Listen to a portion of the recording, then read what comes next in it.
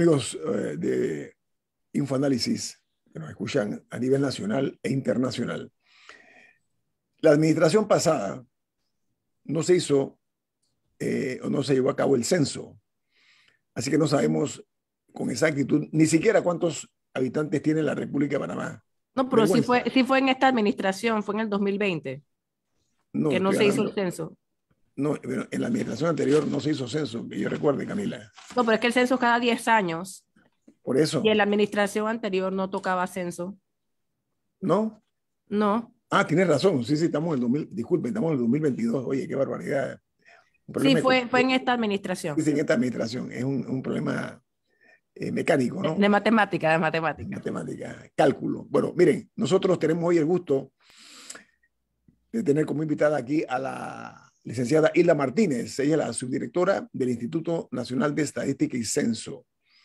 Porque la buena noticia es que se va a realizar este censo de población y vivienda en el año 2023, en enero, para ser más precisos, posiblemente sea el 8 de enero. Buen día, subdirectora. Háblenos acerca de la necesidad de esta data que tiene que ser muy confiable para conocer nuestra realidad. Por favor. Sí, claro que sí. Bueno, muy buenos días a todos, todas.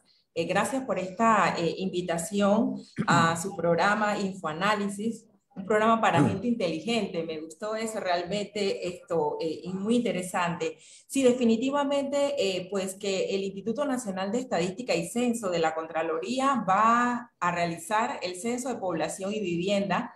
Se va a estar realizando, tal como usted así lo ha mencionado, desde el 8 de enero. Vamos a arrancar el 8 de enero hasta el 4 de marzo. Vamos a arrancar lo que es la fase operativa, o sea, el trabajo en campo, porque es importante que se mencione que el censo tiene varias etapas, una etapa presencial, durante y posterior. Entonces, la etapa presencial del censo definitivamente que la vamos a comenzar este año, en este último trimestre, y así entonces vamos a arrancar con el operativo de campo propiamente en el mes de enero.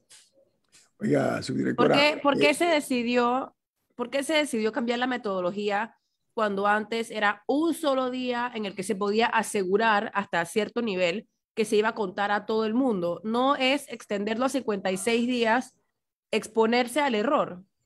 cuando ya hay muchas serias dudas del censo de 2010. Definitivamente que los países de América Latina están transitando precisamente hacia este cambio metodológico de censos de hecho, en su mayoría un solo día, a censos de derecho, donde hay una duración un poco más de tiempo, más de días. Cada país, dependiendo de su idiosincrasia, de la cultura estadística que tengan, entonces desarrolla el censo en más tiempo. Nosotros a nivel de país se tomó la decisión de este cambio y tal cual como usted lo menciona, Camila, el censo del 2010 fue un censo de hecho, es decir, un solo día. Ahora nosotros estamos transitando hacia este cambio metodológico en donde vamos a ocupar 56 días o para ser más exacto 2 meses, 2 meses en este operativo de campo que nos va a permitir precisamente con todos los sistemas que nosotros tenemos a nivel informático poder tener una cobertura de las viviendas y obviamente de la población de Panamá, de tal manera que nosotros podamos llegar a cada una de las viviendas, a cada una de la población que estamos en este censo abordando y que creo que va a ser un censo de éxito. Auguramos realmente un censo de éxito porque el Instituto de Estadística se está preparando y ya se ha preparado en toda una fase presencial precisamente para lograr esa cobertura que, bueno, dicho sea de paso, en el 2010 hubo ciertos detalles que se dieron, no obstante fue bien evaluado a nivel de los organismos internacionales, pero las lecciones aprendidas nos han permitido precisamente afinar en donde tenemos aquellos nudos críticos y avanzar entonces con este censo que definitivamente creemos que va a ser un censo de éxito para todo el país, porque el país se lo merece. No es que, Pero es que reitero un poco ahora... pero es que reitero un poco mi pregunta. No es exponerse a un mayor margen de error que el censo sea a través de 56 días, o sea, de que haya casas en las que nunca encuentren a nadie o que la gente se mude dentro de esos 56 días o que la gente se muera dentro de esos 56 días o que sus circunstancias cambien, o sea, o que pierda su trabajo, tantas cosas que pueden cambiar en 2 meses. No es exponerse a más error tenerlo en un periodo tan largo a que si se le dice a todo el mundo se quedan en su casa hasta que los vayan a censar y de ahí salen a hacer sus mandados. Definitivamente que no, no nos estamos exponiendo a un margen de error o a un mayor error cuando hablamos de 56 días, porque precisamente la metodología del censo de derecho es precisamente eso, poder tener un control de los habitantes, de las viviendas, porque no vamos a cerrar la economía, no vamos a cerrar por un día, la gente no se podía movilizar hasta ser empadronado. Entonces, lo que vamos a hacer ahora es que con este cambio metodológico toma importancia la figura del informante adecuado. Es decir, si usted, porque no vamos a cerrar la economía, usted tiene que salir a su trabajo. Si queda una persona dentro de la vivienda, esa persona va a ser la responsable de precisamente lograr el empadronamiento del resto de los miembros del hogar o de la vivienda.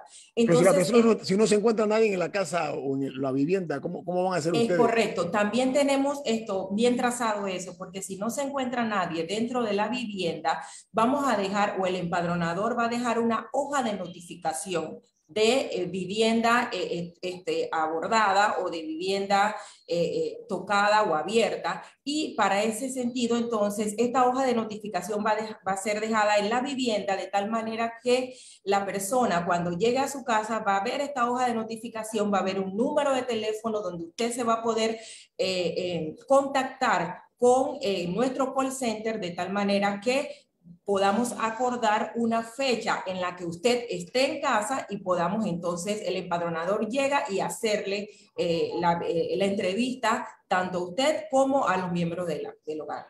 ¿Qué Don Milton, pasa ¿tiene si alguna se pregunta? Espérate, Camila. Milton tiene alguna pregunta para la subdirectora del INEC. Milton. ¿Qué pasa si se llega al Permiso, día? Camila, permiso. Vamos a darle espacio a Milton también para si tiene alguna pregunta. No, yo creo que Camila ha estado en la línea de preguntas que hubiera hecho yo. Y Ah, me sí. parece Ah, qué la bueno. misma preocupación. Ah, qué bueno. ¿Qué Adelante, pasa Camila. si se llega al día 56 Ajá. y hay gente que nunca devolvió la llamada? O sea, que llegaron y había una hoja en su casa y nunca devolvieron la llamada. Porque se le perdió, porque no quisieron, porque no tenían celular, porque se lo comió el perro, no sé. ¿Qué pasa si no sucede? Bueno, mira, definitivamente, y que esta es una de las grandes ventajas de esta modalidad de derecho, que es precisamente nosotros vamos a transitar por 2 meses. Y aquí realmente apelamos primero a la conciencia del pueblo ciudadano, segundo a la cooperación de cada uno de los ciudadanos precisamente para que abran la puerta de los censos. Entonces, vamos a tener empadronadores, poco más de 2.000 supervisores y 9.000 y 7.000 empadronadores que van a estar visitando toda la geografía nacional. Ellos tienen una carga de trabajo que van a tener que completar. Entonces, la idea es precisamente que hemos logrado un tiempo de 2 meses para poder hacer estos recorridos y que la población pueda cooperar con el censo, que le abra la puerta al censo. Y para eso también importante, ustedes como medios de comunicación también son agentes promotores para que las personas puedan cooperar, las personas puedan abrir las puertas y puedan dar la información necesaria. Subdirectora Martínez, a ver, 56 días, ¿no? Es el plazo que se han fijado en la Contraloría.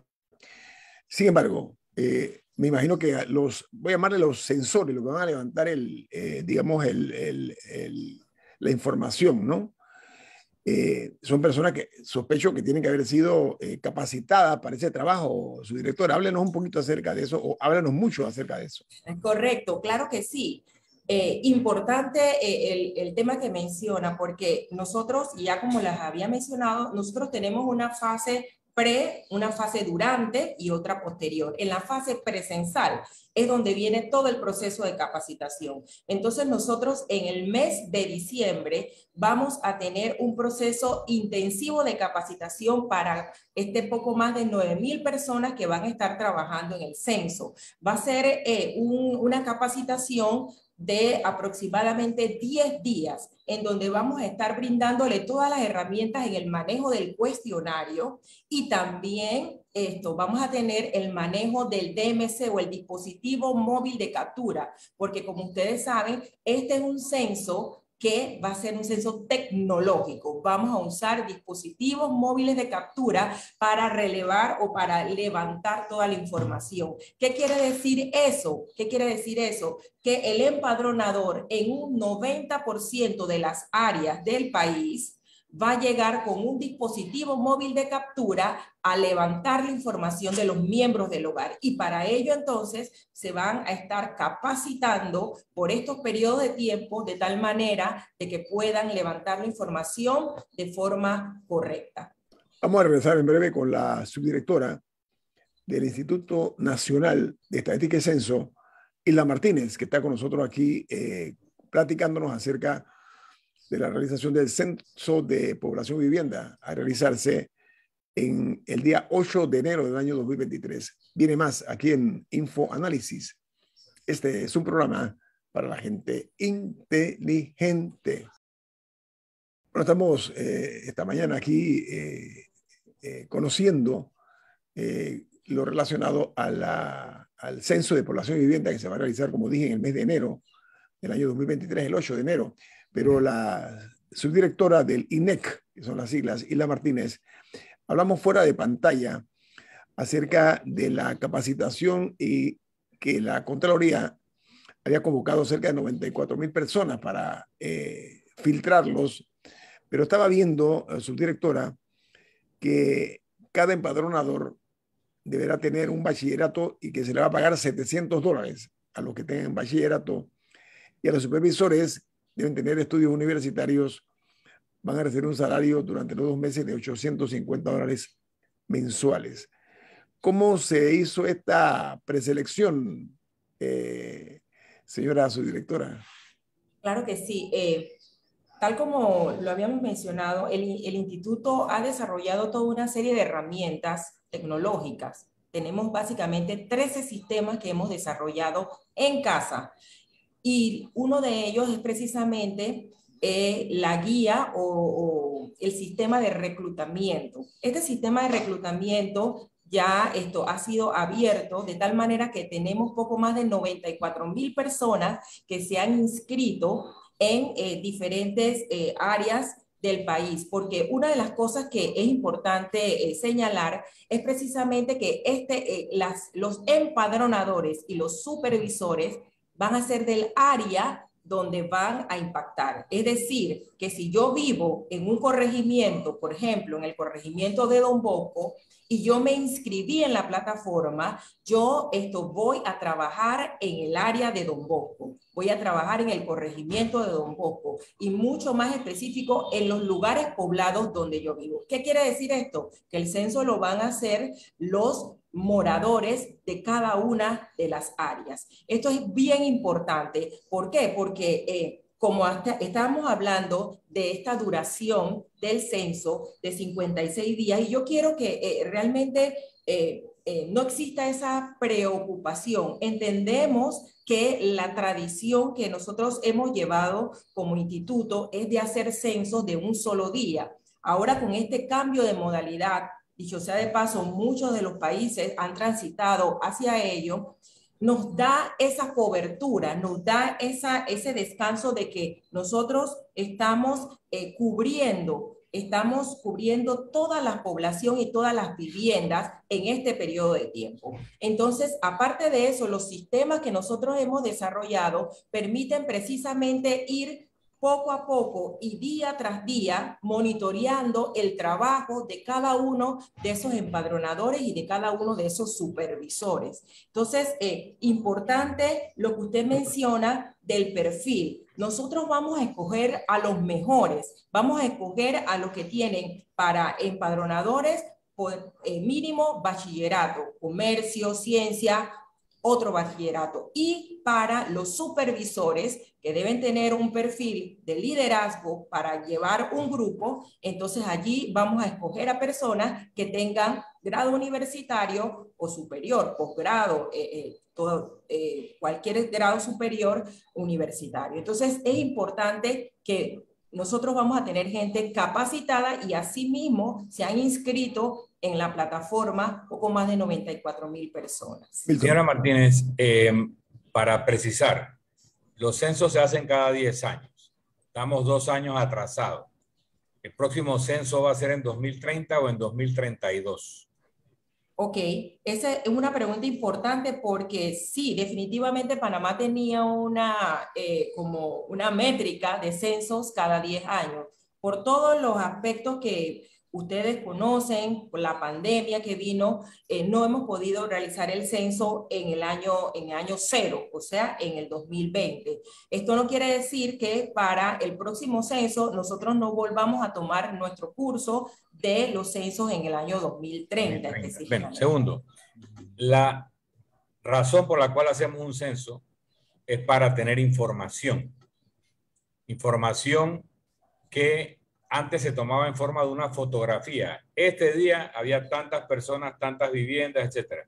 Ahora se van a hacer una película. Ya no es una fotografía, ahora son 56 días donde nace gente y muere gente y no sé cómo van a ajustar esa información que antes era de una fotografía y ahora es de una película. Pero en el tema de la información, si nos puede explicar cómo una persona accede a esa información después de que ustedes las hayan recopilado y qué otro tipo de información conserva o procesa el INEC, porque la información del INEC podría servir para definir políticas públicas, dónde deben construirse escuelas, dónde deben hacerse hospitales, a dónde se requieren carreteras o puentes o líneas de ferrocarril, pero también deben servir a la vida económica del país para ver si alguien quiere emprender, cuál es el tamaño del mercado para consumir tal o cual cosa. Entonces, si usted nos pudiera decir qué tipo de información recopila permanentemente el INEC aparte del censo y cómo cualquier persona puede acceder a esta información, o aquí hay que tener permisos y autorizaciones y hay información secreta a la cual no tendría acceso el ciudadano. Importante su pregunta, sobre todo porque ha tocado el tema de los censos y la importancia de la información. Definitivamente que los censos son importantes porque nos dan toda la data para la generación, el diseño de políticas públicas. Y el Instituto Nacional de Estadística tiene el compromiso de brindar esta data a la población panameña, facilitando el acceso a la información que se va a generar de los censos para definitivamente que las personas puedan accesar a esas bases de datos. Claro, hay un punto importante aquí que es precisamente que la información que nosotros recogemos en los censos y que también recogemos a través de las encuestas sociodemográficas, las encuestas económicas que generan indicadores económicos e indicadores sociodemográficos, está resguardada por el secreto estadístico. Es decir, yo no digo la individual del nombre y apellido de la persona, pero la información global de cuántos consumidores hay, cuántas personas mayores de 60 años hay, debiera ser de acceso expedito. ¿Por qué se le trata como secreto de Estado? Se trata como secreto de Estado la información, como usted lo dice, individual, pero la información agregada, esa información está disponible a través de las bases de datos. Incluso nosotros desarrollamos, por ejemplo, las encuestas, y las encuestas generan una base de datos a nivel nacional para sacar, por ejemplo, la tasa de desempleo, la tasa de desocupación. Esa información es de uso público y ustedes pueden tener acceso a esas bases de datos, incluso a la base. ustedes solicitan las bases de datos y nosotros incluso le enviamos un link seguro, obviamente, para que usted pueda descargar esas bases de datos anonimizadas, pero y agregadas a nivel de provincia, de corregimiento, pero con toda la información y con todas las variables que se manejan. Asimismo, a través de la página web de los censos, hay un manejador de bases de datos que se llama Redata. Este manejador de bases de datos, usted puede allí cruzar toda la información de las variables del censo. Muchas gracias. Sí, dos preguntas. Una es de un oyente, del oyente Rigoberto, que pregunta, ¿este proceso, el censo de derecho, no resulta más costoso para el Estado hacer repetidas visitas a los mismos sitios en diferentes momentos cuando podría hacerse en un mismo momento? Definitivamente que no. Si nosotros hacemos comparaciones o vemos realmente los presupuestos de los censos de hecho y de derecho, realmente no lo veamos desde el punto de vista o la perspectiva de que quién gasta más o cuánto se gasta más, si es un censo de hecho o un censo de derecho, porque finalmente lo que estamos haciendo es llegar a las coberturas de las viviendas y de la población. Entonces, este es un tema importante y sensitivo que nosotros queremos que la población entienda que más allá de la duración que tenemos de este censo, es precisamente lograr que la población se concientice en que tiene que abrirnos la puerta para que nosotros obtengamos la información. Si un empadronador llega a su vivienda y usted está allí y tiene la información suya y de los miembros del hogar, entonces la idea es que usted pueda dar esa información y no cerrar la puerta y decir bueno, nosotros no queremos que nos vengan a empadronar, no queremos participar en el censo. Entonces es sensibilizar a la población de la importancia de que usted abra la puerta para hacerle o facilitar el trabajo a ese personal operativo. Bueno, es que justo con el tema de la posible resistencia, ¿qué pasa si una persona dice que no quiere? Sí, definitivamente que es lo que no queremos, ¿verdad? Es lo que no queremos, es que queremos que la población coopere, queremos que la población esté anuente a darnos la información, pero porque definitivamente tenemos la ley 10 que está resguardando el secreto estadístico. Esa información que usted va a dar es una información que está resguardada, es confidencial. Entonces, que tenga usted la garantía de que la información que usted nos va a brindar va a ser una información que va a estar custodiada y que solamente va a ser presentada de forma como estadística. Y es importante que la población entienda ese aspecto. Obviamente. Señora Martínez, no, pero deja que termine. Sí, obviamente, las estrategias de sensibilización hacia la población sobre la importancia de que den el dato son las que realmente nos van a llevar a que se abran las puertas de las viviendas y podamos obtener esa información. Señora Martínez, mundo real, ¿no? Vamos a pasar de las buenas intenciones a la crudeza de nuestra realidad social y económica. La gente está muy renuente a abrir las puertas de las casas por razones obvias, por la inseguridad rampante que hay en esta patria nuestra tan dolida, ¿no? Mi pregunta, ¿cómo van a hacer ustedes para mitigar? ¿Van a ir a identificar a las personas? ¿Cómo va a hacerse para garantizar que no es un delincuente, que no es un asaltante, el que va a ir, entre comillas? En especial si ya no es un solo día que uno, eso, que uno si puede estar pendiente, sino que días, son 56. ¿Cómo van ustedes a garantizar esa paz mental de la gente para que se sienta confiada? Como dice usted, la estoy parafraseando, a abrir la puerta. No tienen por qué entrar a la vivienda, eso hay que aclararlo, ¿no? Correcto. Explíquenos eso. Ustedes cómo han manejado la parte idiosincrática de este país en el año 2022. Claro que sí. Nosotros, los empadronadores y los supervisores que van a estar trabajando en campo van a estar debidamente identificados. Van a tener su suéter, sus credenciales, van a tener su gorra, pero aparte de eso, en la credencial cada informante va a poder constatar de que esa persona definitivamente está trabajando para el Instituto de Estadística de la Contraloría General de la República, porque va a tener acceso a través de un código para que pueda entrar a la página web y verificar o constatar de que esta persona que lo está entrevistando o que está diciéndole buenas tardes, buenos días, buenas noches, estamos aquí para empadronarlo, es realmente una persona que está trabajando para nosotros. Nos queda un minuto, Camila. Sí, usted había mencionado que las personas que van a estar realizando el censo van a ser residentes de las áreas que van a estar censando. ¿Eso usualmente es así o es algo nuevo?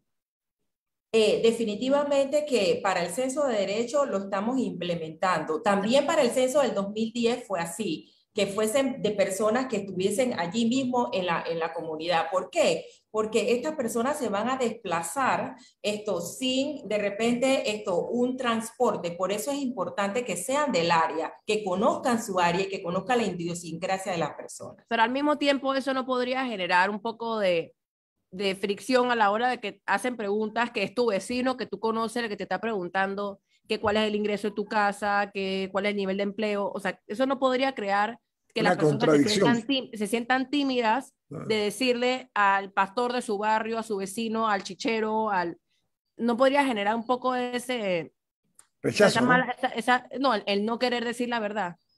Bueno, puede ser que allí nosotros estamos trazando y ubicando a las personas definitivamente, ciertamente dentro de su área, pero también teniendo ese cuidado, porque entendemos que la idiosincrasia del panameño es un poco renuente a que si mi vecina es la que me va a entrevistar, yo no le vaya a dar la información. Entonces, eso también nosotros lo tenemos debidamente mapeado de tal manera que ciertamente exclusivamente sea del área, pero también teniendo ese cuidado dentro de la información o dentro de las entrevistas que se van a hacer en las casas. También eso lo tenemos vinculado en el trabajo operativo. Subdirectora, hay que ver la realidad de nosotros. Eso es importante. Camila tocó un tema que yo creo que es fundamental. No es usual ni creo que sea del todo feliz para algunas personas que van a ser censadas, que sea el vecino o el próximo a su vivienda, contarle alguna cosa de esas intimidades que deben estar permaneciendo dentro de las cuatro paredes. Me queda esa duda, pero bueno, vamos a confiar en que hay un cambio en esa actitud. Las gracias a usted, su directora Hilda Martínez, su directora del Instituto Nacional de Estadística y Censo, y deseamos no únicamente éxito, deseamos que los resultados sean transparentes, cristalinos y que la data sea confiable. Eso es lo más importante para nosotros. Que tenga buen día, su directora. Muchas gracias. Buen día para todos. Gracias. Vamos a corte comercial. Esto es Info Análisis, un programa para la gente inteligente. Bueno, amigos, estamos ya en la etapa del cierre de Info Análisis, pero todavía tenemos más dudas que certezas acerca de la metodología que se va a aplicar en este momento, este año próximo, en la verificación o realización del censo a nivel nacional. Observé algo interesante, y es que las pequeñas y medianas empresas farmacéuticas o farmacias ayer reabrieron, pero se han negado a vender los medicamentos que tengan que aplicársele el 30% de descuento de su precio, ¿no? Entonces eso es una situación que hay que ver cómo va a terminar esta lamentable situación que estamos viviendo nosotros, sobre todo la pequeña y mediana farmacia del barrio. Pero las grandes también lo están haciendo. Sí, el problema es que según testimonios de las pequeñas farmacias y de las grandes farmacias, el margen de utilidad que ellas tienen es relativamente reducido y que todos dicen que cualquier diferencial en el precio en el que ellos pueden ofrecer tiene que ver con el precio que la gran farmacéutica les cobra a los clientes en Panamá, que es evidentemente distinto a lo que ellos cobran en Colombia, en otros países, y que aplicarle el descuento al punto de venta pues simplemente es imposible de realizar porque ellos no pueden vender un producto debajo del costo por el cual ellos pagaron porque van a perder dinero y van a quebrar. Entonces, Ahora, hay un rechazo, Milton. solo termino la idea.